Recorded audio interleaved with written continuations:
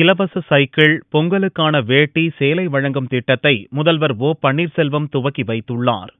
சென்னை தலைமைச் செயலகத்தில் அமைச்சர்களுடன் ஆலோசனை நடத்திய பின் 2017, 2018 ஆண்டு அரசு மற்றும் அரசு உதவி பெறும் பள்ளிகளில் +1 படிக்கும் மாணவ மாணவிகளுக்கு விலையில்லா மிதிவண்டி வழங்கும் திட்டத்தை முதல்வர் ஓ பன்னீர்செல்வம் துவக்கி வைத்தார்.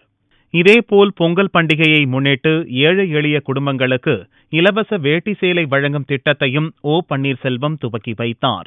இதற்காக நடப்பாண்டில் 486 கோடியே 36 லட்சம் ரூபாய் ஒதுக்கீடு செய்யப்பட்டு திட்டம் செயல்படுத்தப்படுவதாக தமிழக அரசு தெரிவித்துள்ளது.